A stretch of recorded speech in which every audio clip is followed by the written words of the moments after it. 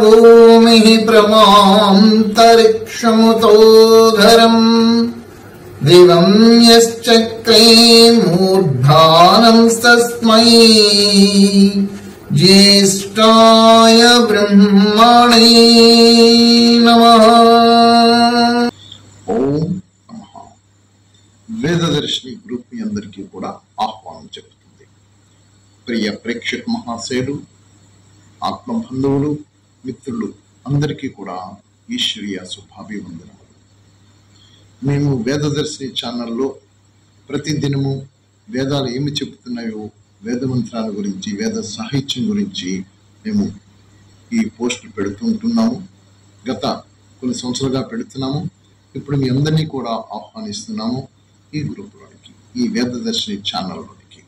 తెలుసుకోండి, యథార్థ సత్యాలు గ్రహించండి. మూఢ విశ్వాసాలు, మూఢ ఆచారాలు, సాంప్రదాయాలు, అనేక మంది గురువులు, మతాలు, నామాలు, రకరకాలుగా మనం అందరం కూడా చెదిరిపోయి ఉన్నాం. వేదంలో ఏం చెప్పిందో ఎవరికి అర్థం కాకుండా పోయింది. కాబట్టి వేదాలలో ఉన్న విషయాలు తిరిగి అందరికీ తెలియజేయాలని ఒక ఉద్దేశంతో ఈ ఛానల్ ప్రారంభించాము.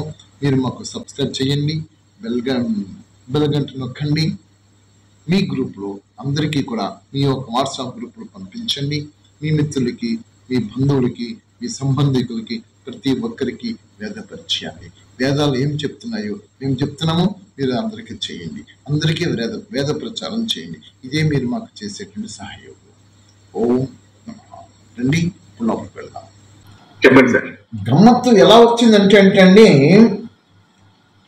వైదిక ధర్మము, వేదములో ఈశ్వరుడు చెప్పినటువంటి విధానాలు సర్వ మానవులకి కూడా ఒక్క పరమేశ్వర ఉపాసనయే. ఆ పరమేశ్వరుని యొక్క ఉపాసన అనేటటువంటిది నిరాకారమైనటువంటి ఉపాసన అనేటప్పటికీ ఈ భావాలని, అర్థాలని ఈ ఆధ్యాత్మిక సంస్థలు పూర్తిగా మార్చేసేసాయి. వేదము ఏమి చెప్పిందో, వేదము చెప్పినటువంటి విధానాలతో ఇప్పుడుండే ఆధ్యాత్మిక సంస్థలు ఏమీ కూడా లేవు. వాళ్ళ యొక్క మనోభావాలతోటి దైవారాధన చెయ్యాలి అనేటటువంటి ఒక భావంతో వాళ్ళు ఎవరైతే ఈ మొట్టమొదట ఫౌండర్స్ ఉన్నారో ఆ ఫౌండర్స్ భక్త శిఖామణులయ్యి వాళ్ళ భావాజాలంతో వాళ్ళు ఏమేమితే కల్పించుకుంటూ చెప్పుకుంటూ ఆ యొక్క పరమేశ్వరుని యొక్క అంకిత సమర్పణ భావంతో, భక్తి భావంతో వాళ్ళు చేసుకుంటూ వచ్చారో అది వాళ్ళ వరకే పరిమితం అవ్వలేదు. భగవంతుని, పరమేశ్వరుడిని ఉపాసించేటటువంటి వారు ఆ ఉపాసన విధానాలలోనూ వాళ్ళ చేష్టలు ఆ పరమాత్మ స్వరూపానికి చేసుకుంటూ వస్తే నెక్స్ట్ వచ్చినటువంటి వాళ్ళు దాన్ని ఫాలో అవుతూ వచ్చేసిస్తారు. అంతే తప్ప మీరు చూపించిన విధానాలు నేను చూశాను, యజుర్వేదంలో రెండూ కూడా చూశాను, ఆ విధంగా ఎక్కడ కనబడలేదు, లేవు.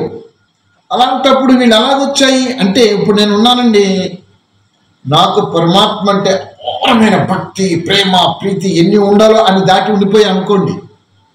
అప్పుడు ఆ పరమాత్మ నాకు నా ఎదురుగానే కనబడుతుంటుంటాడు. నేను ఎవరిలో చూసినా ఆయనలోనే కనబడుతుంటుంటాడు, దేనిలో చూసినా దానిలోనే కనబడుతుంటుంటాడు. మీకు ఎగ్జాంపుల్గా రామకృష్ణ పరమహంస తీసుకోండి. రామకృష్ణ పరమహంస వారు ఏం చేశారు? కాళీమాత స్వరూపానికి అపారమైనటువంటి విశేష భక్తి ప్రపత్తులతోటి, సంపూర్ణ సమర్పణతోటి కాళీమాతను ఉపాసించడం ప్రారంభించారు. అంటే హెల్యులైజేషన్, లేనిది ఉన్నట్లుగా, ఉన్నది లేనట్లుగా ఆ యొక్క భ్రమలోనికి నా మైండ్ ట్యూన్ అయిపోయి వెళ్ళిపోయినటువంటి కారణంగా కాళీమాత స్వరూపం నేను ప్రత్యక్షంగా అనుభవం చేసుకోవడం ప్రారంభించేశాను. ఇది నా యొక్క భావం, ఇది నా భావాజాలం, నా హెల్యులైజేషన్, నా మైండ్ సెటప్. నేను ఆ విధంగా చేసుకుంటూ వెళ్ళిపోతే నేను ఏం చేసినా ఎలాగే చేసుకుంటూ పోతుంటుంటే నా వెనకాల వచ్చిన ఫాలోవర్స్ అందరూ కూడా దీన్నే అనుకరణ చేసుకుంటూ వచ్చేస్తున్నారు. ఇక్కడ గమనించాల్సింది ఏమిటంటే, నా భావన అనేటటువంటిది అసలు నేను ఆ కాళీమాతను కానీ లేకపోతే ఆ XYZ స్వరూపాన్ని ఉపాసించేటప్పుడు ఆ ఉపాసన భావన సత్య ప్రమాణముగా ఉన్నదా అని నేను చూసుకోలేదు, నాకు తెలియదు. నేను తెలియని కారణంగా ఆ విధంగా చేసుకుంటూ పోయాను. నాకు కానీ వేద పరిచయం ఉండినట్లయితే, వేదాన్ని 4 వేదాలు నేను చదివినట్లయితే అప్పుడు నా భావన మారిపోతుంది. భావన మారిపోయి నిరాకార నిర్గుణ పరబ్రహ్మ స్వరూపము, ఇదంతా ఆయన స్వరూపమే, సమిష్టి దేహములో ఆయన దేహమే. ఇందులో పశుపక్షాదులు లేవు, మనుష్యాదుల శరీరాలు లేవు, విగ్రహాలు లేవు, రాళ్ళు రప్పలు చెట్లు పుట్టలు ఏమీ లేవు. అంతా ఆయనయే నాకు కనబడిపోతాడు. ఈ ప్రకృతి అంతా ఆయనే నాకు కనబడిపోతాడు. ఈ విధంగా నా మైండ్ సెటప్ ట్యూన్ చేసేసుకున్నాను అనుకోండి, అప్పుడు నేను ఏ స్వరూపానికి ఉపాసిస్తాను? ఇక అంతా ఆయనే, నా లోపల ఉన్నాడు ఆయనే, నా బయట ఉన్నాడు ఆయనే, అంతా నిండే ఉన్నాడు ఆయన. ఎవరు ఏం చేసినా నేను అన్నీ స్వీకరించేసుకుని ఆహా నా తండ్రిని ఉపాసిస్తున్నారు. వాళ్ళ మైండ్ అంతవరకే డెవలప్మెంట్ అయ్యింది, చేసుకోండి మంచిదే అని వాళ్ళ మీద శుభభావన వచ్చేస్తుంది. వ్యతిరేకత రాదు, ఎవరి మీద వ్యతిరేక రాదు. వాళ్ళ జన్మల పరంపరలో ఒక మెట్టు ఎదుగుతూ ఒక రోజుకి ఈ స్టేజ్కి చేరుకుంటారు. అందరూ ఈ స్టేజ్కే చేరుకోవాలని లేదు. ఎవరు వాళ్ళ జన్మల గత జన్మల తాలూకా సుకృత ఫలాలు, తీవ్రమైన పురుషార్థము, అన్వేషణ. ఆ అన్వేషణలో ఒక జన్మల అన్వేషణ ఉంటుంది, ఒక జన్మల అన్వేషణ ఉండదు. సంస్కారాలకు బందీ అయిపోతుంటుంటాడు, కర్మలో చిక్కుకుంటుంటాడు. కర్మలో చిక్కున్నతో మళ్ళీ పతనం అవుతుంటుంటాడు. మళ్ళీ ఎవరో ఒకరు వచ్చి మళ్ళీ ఏదో జ్ఞానం బోధిస్తే చిచ్చి ఇది కాదనుకుంటుంటాడు. మళ్ళీ పైకి వస్తుంటుంటాడు. పైకి వచ్చి మళ్ళీ స్వరూపారాధన, భక్తి ఆరాధన రకరకాలు చేసుకుంటుంటాడు. ఈ లోపల ఇవన్నీ కాదు, నిరాకార పరబ్రహ్మ స్వరూపుని ఉపాసన చెప్పేసి మళ్ళీ ఒకరెవరో చెప్తుంటుంటే మళ్ళీ దాన్ని చెప్పి టర్న్ అయిపోతుంటుంటాడు. ఇలాగ జన్మల పరంపరలో అప్ అండ్ డౌన్ అవుతూ వచ్చేటటువంటి వాడు ఒక జన్మల పరిపక్వత చేరుకుంటాడు. ఇవేమీ కాదు, ఒక్క నిరాకార నిర్గుణ పరబ్రహ్మ స్వరూప యొక్క ఆరాధనే సత్య ఆరాధన అని ఒక జన్మలో తేలుకుంటాడు వాడు. అంతవరకు ఇవన్నీ దక్కాముక్కలు తినడమే. తింటూ బయటకు వస్తూ, తింటూ కింద పడుతూ పైకి వస్తూ ఉంటాడు. ఒక జన్మకి పైకి వచ్చిన తర్వాత అప్పుడు ఇవన్నీ విడిచిపెట్టేసి ఇంకా శ్రేష్ట అద్భుతమైన ఆ పరమాత్మ స్వరూపంతో యోగ సాధనలోకి అంకితమైపోతాడు. మీరు రాలేదు నిన్న లేటుగా వచ్చింది. ఆ పరమాత్మ యోగ సాధన, యోగాభ్యాసం గురించి ఎందుకు చెయ్యాలనే విషయం గురించి నేను చెప్పడం జరిగిపోయింది.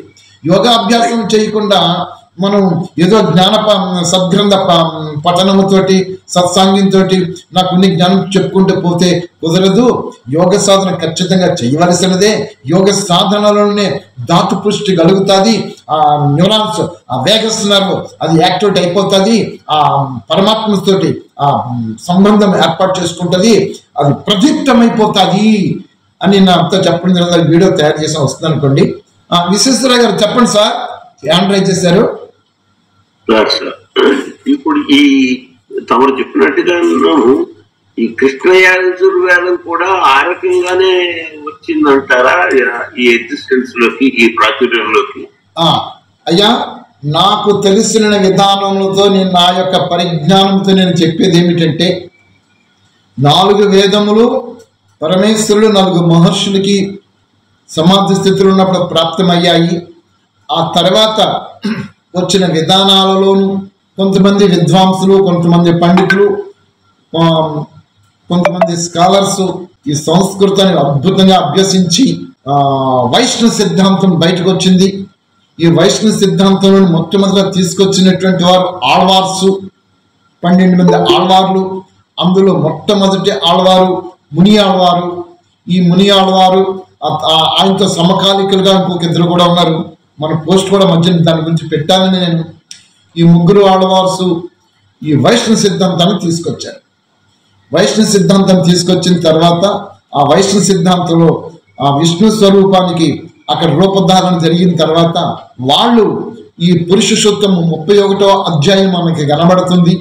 పురుష సూక్తంలో కనబడే 31వ అధ్యాయం యజుర్వేదంలో కొన్ని మంత్రాలని మళ్ళీ వాడు రచన చేసుకుని అందులో కలుపుకొని దాన్ని కృష్ణ యజుర్వేదంగా దాన్ని సపరేట్ చేసి పెట్టారు.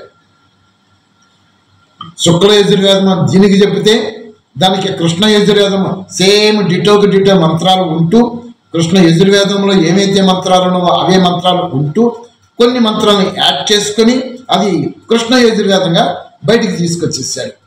అందుచేత కృష్ణ యజుర్వేదము ఉన్నది. కృష్ణ యజుర్వేదాన్ని నువ్వు ఎక్కువగా ఫాలో అయ్యేటటువంటి వారు సాయన సాంప్రదాయస్తులు. ఈ సాయన సాంప్రదాయస్తులు అనగా వైష్ణవ సిద్ధాంతము. ఇప్పుడు వైష్ణవ సిద్ధాంతం టోటల్గా ఈ సాయన సాంప్రదాయాన్ని ఫాలో అవుతుంది తప్ప ఇంకో దాన్ని ఫాలో అవ్వదు. ఈ విధంగా అయిపోయింది సార్. అది మరి మనకి 4 వేదాలలో ఎక్కడ చూసినా ఒక్క నిరాకార నిర్గుణ పరబ్రహ్మ స్వరూపం ఆ పరమాత్మ స్వరూపాన్ని ఉపాసించమని ఖచ్చితంగా చెబుతూ ఉండేటప్పుడు మరి మిగతా ఆరాధనలు ఎవరి దగ్గర నుంచి వచ్చాయి అని ఒక్కసారి పరిశీలించండి. ఈ మంత్రం చూడండి. మనకి నెక్స్ట్ సామవేదం మన కంటిన్యూషన్ మంత్రం తీసుకొని చూద్దాము. తీసుకొని చూసేటప్పుడైతే నిన్న మనం 4వ మంత్రం వరకు చెప్పుకున్నాము.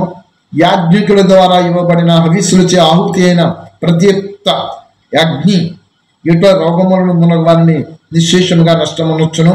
అటునే పరమాత్మ రూప అగ్ని యోగాభ్యాసముల ద్వారా ఖచ్చితంగా పరమాత్మ యోగాభ్యాసం చేయమంటున్నాడు. ఆ యోగాభ్యాసం చేయటం ద్వారానే సందిగ్ధం అవుతుంది. అంటే పరమాత్మ ఎప్పుడైతే ఆత్మ పరమాత్మతో ఆ సంబంధంలోనికి వెళ్ళిపోయి యోగాగ్నిలో అయిపోతుందో ఈ యోగాగ్ని యోగాభ్యాసం ద్వారా ఏం చెప్పాడు ఈ మంత్రములో అంటే ఆత్మని ప్రాణములను మనస్సును బుద్ధిని లయం చేయమంటున్నాడు. ఇక్కడ యోగాగ్నిలో 3 ఎప్పుడైతే అక్కడ లయం అయిపోతాయో అక్కడ 3 అగ్నిలో కలిసిపోతాయో అప్పుడు ఆహుతులుగా వేముడా ప్రాణము ఆత్మ మనస్సు బుద్ధి ఇవన్నీ కూడా హవిష్యుల రూపంలో యోగాగ్నిలో ఆహుతి చేయమంటున్నాడు. ఎంత అద్భుతము! ఇంక మిగిలింది ఏం లేదు, అంత శూన్యం అయిపోయింది.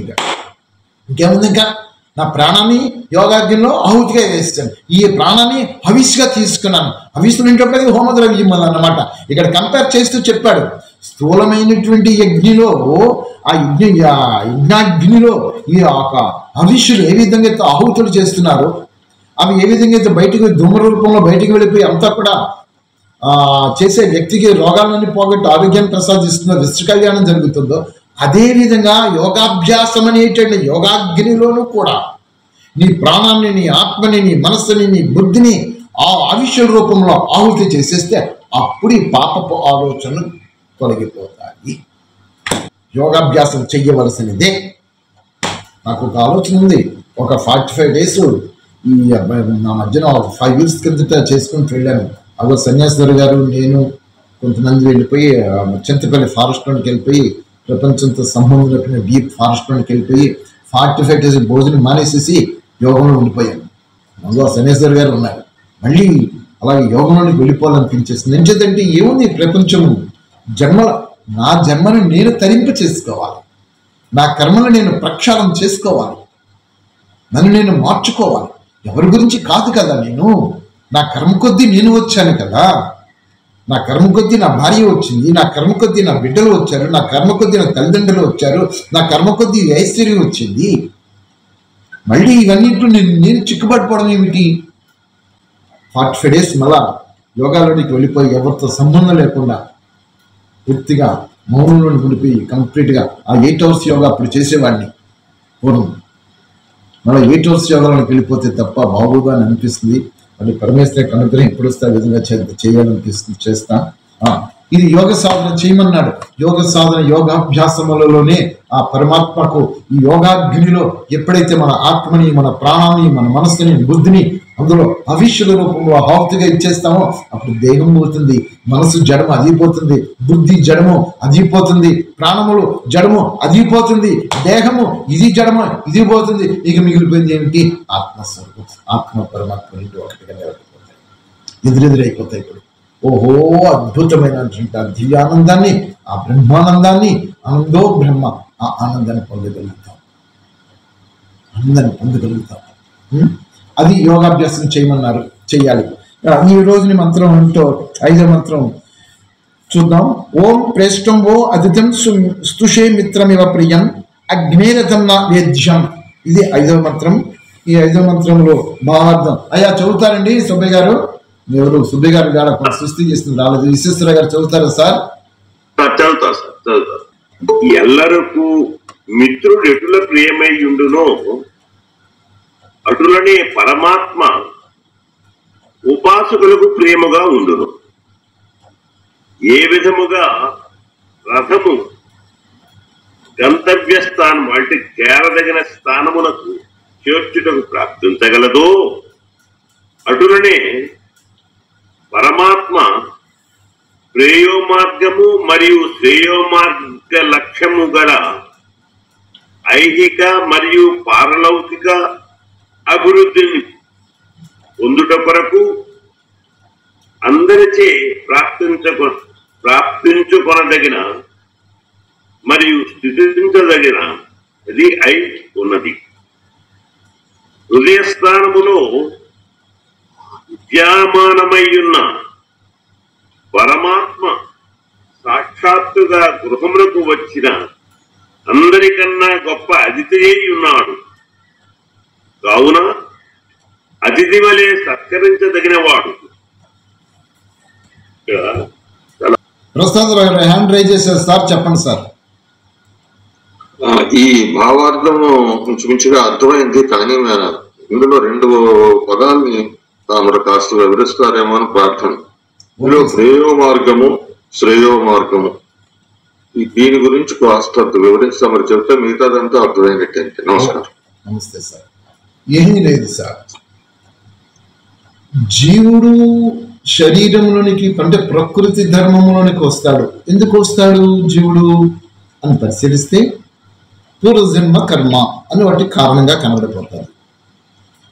ఇక్కడ జీవుడికి పూర్వజన్మ కర్మ కారణముతో జన్మకొచ్చాడు. తర్వాత మరి జీవుడి తాలూకా లక్ష్యం ఏమిటి, వీడి గమ్యస్థానం ఏమిటి అని పరిశీలిస్తే వీడి గమ్యస్థానం ఒకటే కనబడుతుంది, మోక్ష ప్రాప్తి. లక్ష్యం వచ్చినప్పటికీ మళ్ళా జీవన మార్గంకి వచ్చినప్పటికీ వీడి జీవన మార్గంలో వీడి గతులని వీడి జీవన విధానాల్లో ప్రకృతిలో ముడిపడిపోయి రకరకాల లక్ష్యాలను ఎంచుకుంటూ ఉంటుంటాడు. ఈ లక్ష్యాలను సాధన చేసుకోవడానికి వీడు ప్రకృతితో ముడిపడి ప్రకృతి కార్యవ్యవహారాలలో చిక్కుబడిపోయి అందులో దానితోనే కర్మలు చేస్తూ ఆ ప్రకృతిని భోగిస్తూ ఉంటుంటాడు. ఈ ప్రకృతి యొక్క ఐశ్వర్యానికి సంపదలతోటి ప్రకృతిని చేసుకోవడానికి తను పూర్తిగా తన ఇంద్రియాలని, జ్ఞానేంద్రియాలని కావచ్చు, కర్మేంద్రియాలని కావచ్చు, ప్రకృతి యొక్క సంబంధాలతో ప్రకృతి యొక్క ఆకర్షణలకి ప్రకృతి యొక్క ఐశ్వర్యానికి ముడిపడి జీవనయాత్ర సాగించడమే ప్రేయో మార్గము. అది ఒకటి. రెండవది ఏమిటి, శ్రేయో మార్గము. అంటే దేహ సుఖము, ఇంద్రియాల సుఖముతోటి ఐశ్వర్యం భోగించడం ప్రేయో మార్గం అయితే, ఆ విధంగా కాకుండా ఆత్మోన్నతి, ఆత్మ ప్రగతి, ఆత్మోన్నతి అనేటప్పటికి జీవుడు కర్మలకి కారణంగా వచ్చాడు కాబట్టి ఆ కర్మల కార్యవ్యవహారాలలో అనుభవిస్తూ కారణ రూపంలో అనుభవిస్తూ వస్తున్నప్పుడు వీటిని అనుభవిస్తూ వీటిని పొందుకుంటూ వీడి గమ్యస్థానం ఏదైతే ఉందో ఆ గమ్యస్థానానికి చేరుకోవడానికి వీడి లక్ష్యాన్ని మార్చుకొని ఆ గమ్యస్థానానికి కావలసిన విధానాలతో వీడి జీవనయాత్రని మళ్ళా రెండవ మార్గంలో సాగించుకుంటూ వెళితే అది శ్రేయ మార్గం అయిపోతుంది. శ్రేయ మార్గము మోక్ష ప్రాప్తికి, ప్రేయ మార్గము ప్రకృతి తత్వంతో ఇంద్రియ సుఖాలకి జీవనయాత్ర సాగించడానికి ఇది పనిచేస్తుంది. శ్రేయ మార్గము ఆత్మోన్నతిగా అది పనిచేస్తుంది. అది తేడా, అంతమించేది కూడా కాదు. కాబట్టి ఇక్కడ మనకు అర్థమైపోయింది, జన్మకు వచ్చాము, అందరూ జన్మించాము, జీవనయాత్ర సాగిస్తున్నాము. మరి మన లక్ష్యము, మన గమ్యము దేనితో ముడిపడి ఉన్నది? ప్రకృతికి సంబంధాలతో, ఐశ్వర్యంతో, వ్యక్తులతోటి, ఈ విధానాలతో ముడిపడి ఉన్నదా? ఇవి ముడిపడి ఉంటూ ఇవన్నీ నా బాధ్యతలుగా స్వీకరించి ఈ బాధ్యతలను నిర్వర్తిస్తూ ఇంద్రియముల ద్వారా కానీ అనుభవిస్తూ నా లక్ష్యాన్ని, నా గమ్యాన్ని ఎదురుగా పెట్టుకుని దాని వైపుకి నేను ప్రయాణం సాగిస్తే నా జన్మ సాఫల్యమైపోతుంది. ఇక్కడ నా లక్ష్యము తెలియకుండా, నా గమ్యము తెలియకుండా మోక్షప్రాప్తి అంటే ఏదో అందరం ద్రాక్ష పళ్ళు అన్నట్టుగా పక్కన పడేసేసేసి ఈ జీవన విధానంలోనే ఉంటూ దైవం అనే పేరుతోటి నేను భక్తి చేస్తున్నాను అనే పేరుతోటి భక్తి యొక్క వేషభూషణలతోటి అందరితో నేను భక్తి మామూలు విధానాలుగా దైవ కార్యక్రమాల్లో పాల్గొంటే అది మళ్ళా దారి తప్పేస్తుంది. ఎందుచేత ఇక్కడ నా లక్ష్యం కనబడలేదు, నా మోక్షం కనబడలేదు, లక్ష్య మోక్షానికి కావలసినటువంటి విధి విధానాలు సూచించేటటువంటి యమనియమముల యొక్క సాధన నాలో లేదు, అంటే అష్టాంగ యోగాంగ సాధన నాలో లేదు. ఎవరైనా సరే ప్రేక్షక మహాశైలు భగవంతుడి పేరుతోటి దైవం పేరుతోటి మీరు ముందుకు అడుగులు వేయాలి, ఆధ్యాత్మిక మార్గంలో ప్రగతి పదాన్ని సాధించుకొని శ్రేయో మార్గం మీరు అడుగు పెట్టాలనేటట్లయితే మొట్టమొదటగా మీరు ఆచరించాల్సినది అష్టాంగ యోగాంగ యమనియమ సాధన. ఆ సాధన చేయకుండా దైవ కార్యక్రమాలు పేర్కొంటూ నేను చేస్తున్నాను, ఇలా చేస్తున్నా, అలా చేస్తున్నాను అనేటట్లయితే మీకు మోక్షం అనేటిది కనుమరుగుగానే ద్రాక్ష పళ్ళు పొలనన్నట్టుగానే దూరంగానే కనబడిపోతారు తప్ప మీ దరిదాపులకు చేరదని. మీరు కూడా చేరరు. ఇంత ఖచ్చితంగా నేను చెప్పకపోతే మీరు భ్రమలలో పడిపోతారు, భ్రాంతులలో పడిపోతారు. మీకు చెప్పాలి, నిష్ఠూరమైన కష్టమైన సత్యం సత్యమే. మొన్న ఎవరు కిరణ్ గారు మీరే ఒకసారి అడిగారు, ఏమండి ఇవన్నీ చేయటం కష్టం కదా అండి మీరే అడిగారు. ఇవన్నీ మీరు చెప్పేది మార్గము, సత్య మార్గము, అష్టాంగ యోగాంగాలు, ఈ సత్యము ఇవన్నీ ఎలాగండి కష్టంగా సామాన్య జీవుడికి? ఎస్, సామాన్య జీవుడికి కష్టమే. సామాన్య జీవుడి యొక్క లక్ష్యము వాడు ఇక్కడ గమనించండి, నేను మానవ జన్మకు వచ్చాను, నా జన్మకి రావడానికి నా పూర్వజన్మలు ఎక్కడున్నవి, నా గత జన్మలేమిటి అని పరిశీలించుకుంటే ఈ పరిశీలనను భోగ శరీరాల నుంచి వస్తాను నేను. ఈ భోగ శరీరం నుంచి వచ్చినప్పుడు నాకు మొదటగా మానవ శరీరం ప్రాప్తం అయిపోయినప్పుడు, భోగ శరీరం నుంచి మానవ శరీరం ప్రాప్తం అయిపోయినప్పుడు ఈ మానవ శరీరంలో ఇవన్నీ చూసి ఈ ఐశ్వర్యము, సంపదలు, వ్యవహారాలు ఇవన్నీ చూసి అబ్బో ఇదే స్వర్గం అనుకొని నేను ఇంద్రుడి తలమునకలైపోతూ ఉంటాను. అప్పుడు నాకు శ్రేయ మార్గం శ్రేయస్ నాకు కనిపించదు, ఇంద్రియ సుఖాలు అనుభవించడానికే కనబడుతుంటుంటాను. ఇలాంటి ఆత్మలు చాలా మంది ఉన్నారు. అలాంటి వాళ్ళకి ఇది కష్టమైపోతుంది, అష్టాంగ యోగానికి సాధన కష్టమైపోతుంది. మానవ జన్మ ఒక జన్మ మళ్ళీ మానవ జన్మలలోనే కర్మలు చేసుకుంటూ శుభాశుభ కర్మలు చేసుకుంటూ డక్కముక్కలు తింటూ వస్తూ సత్యాన్వేషణలో కొన్ని ఆత్మలు ఉంటాయి. ఆ ఆత్మల సత్యాన్వేషణ కోసం ముందుకు వచ్చేస్తుంటుంటే వాళ్ళ గత జన్మల తాలూకా సుకృత ఫలాలు పురుషార్థాలు బట్టి అలాంటి వాళ్ళు ఎవరెవరైతే ఉన్నారో వాళ్ళ సత్యాన్వేషణ, అలాంటి వాళ్ళకి ఈ అష్టాంగ యోగాంగ సాధన అత్యంత సహజంగా అనిపించేస్తుంది. ఇప్పుడు మీరు నిర్ణయించుకోవాలి, నేను అష్టాంగ యోగాంగ సాధనలో శ్రేయో మార్గంలోనికి వచ్చి నా ఆత్మ ప్రగతి పదంలో ఉన్నత గతిని ప్రాప్తం చేసుకోవాలి. నా గమ్యస్థానము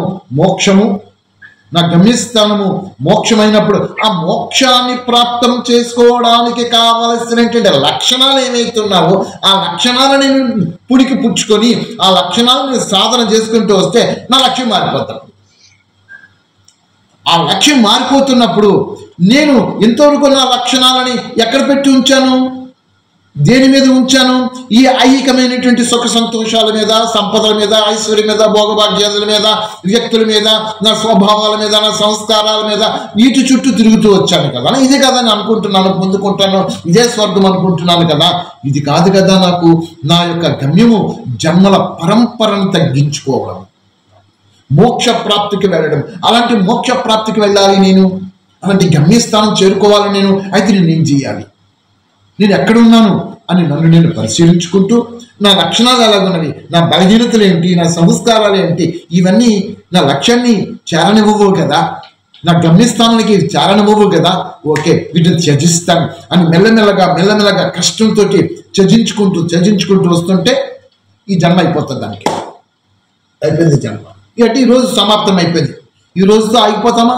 రెండో రోజు రాదా, ఇంకా మళ్ళీ రెండో రోజు వస్తుంది, అంటే రెండో జన్మ మళ్ళీ వస్తుంది. ఆ రెండో జన్మలో ఇక్కడ ఏదైతే ఉందో ఇది మళ్ళీ పట్టుకుని మళ్ళీ రెండో జన్మ మళ్ళీ సాధన చేస్తాం. ఇలాగ సాధన పరంపరలో, జన్మల పరంపరలో చేరుతూ వస్తుంటే ఒక జన్మకి ఆ స్థానానికి చేరుకోగలుగుతాం.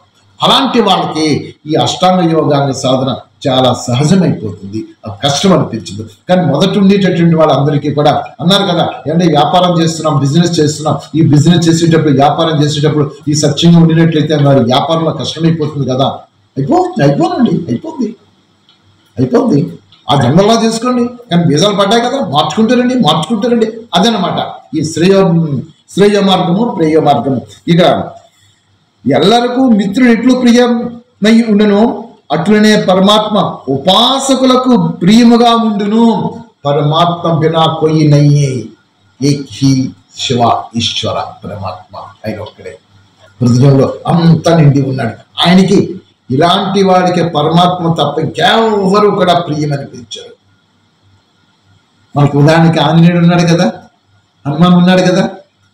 రామాయణంలో హనుమంతుడు రామనామం ఎక్కడుంటే ఆయన అక్కడ అంటున్నారు కదా. అలాగా పరమాత్మ నామం ఎక్కడ ఉంటే, ఆ ఈశ్వర నామం ఎక్కడ ఉంటే అక్కడ అందరూ ఇలాంటి వాళ్ళ దగ్గర ఉంటారు. చెప్పండి సార్, కిరణ్ గారి హ్యాండ్ రైజింగ్ లో ఉన్నది.